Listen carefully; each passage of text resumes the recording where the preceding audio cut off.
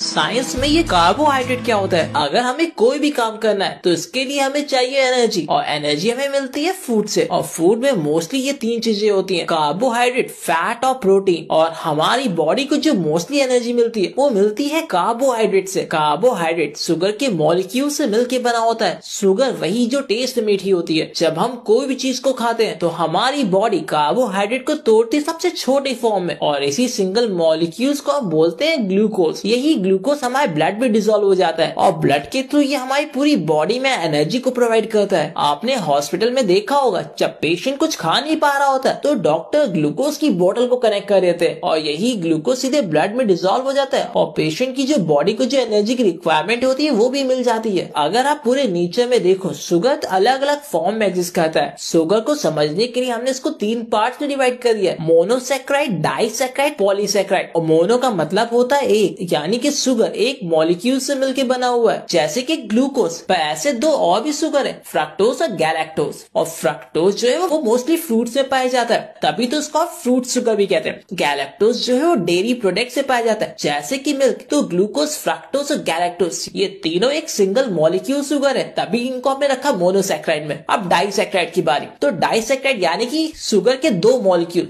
अगर शुगर का एक मॉलिक्यूल ग्लूकोज है और दूसरा मॉलिक्यूल फ्रक्टोज है तो ऐसे शुगर को हम बोलते हैं सुक्रोज। सुक्रोज यानी कि टेबल शुगर, यानी कि शक्कर या फिर चीनी जो हम खाते हैं। अगर शुगर का एक मॉलिक्यूल ग्लूकोज है और दूसरा मॉलिक्यूल गैलेक्टोज है तो ऐसी शुगर को हम बोलते हैं लैक्टोज। तो लैक्टोज भी मिल्क में ही पाया जाता है। और अगर शुगर का एक मॉलिक्यूल ग्लूकोज है और दूसरा मॉलिक्यूल भी ग्लूकोज ही है तो ऐसे शुगर को हम बोलते हैं माल्टोज। ऐसे शुगर व्हीट या फिर बार्ले में पाया जाता है। अब बात करते हैं पॉलीसैकेराइड की, यानी शुगर के दो से ज्यादा मॉलिक्यूल से मिलकर बना होना, जैसे कि स्टार्च। स्टार्च एक कॉम्प्लेक्स शुगर है, वो ग्लूकोज के कई सारे मॉलिक्यूल से मिलकर बना हुआ है। स्टार्च आपको पोटैटोज या फिर राइस से मिल जाता है। अभी आपने जितने भी शुगर के बारे में सुना, ये सभी शुगर एक फूड में डिफरेंट कॉम्बिनेशन में होते हैं। जैसे कि मेरे पास है ऑरेंज जूस, तो ऑरेंज जूस में जो सुक्रोज होता है वो लगभग 40% होता है, 30% फ्रक्टोज है और 30% ग्लूकोज है। यानी कि ऑरेंज जूस में ये तीनों के कॉम्बिनेशन में। अगर मैं हनी को लेता हूँ, हनी में 50% फ्रक्टोज है, 40% ग्लूकोज है और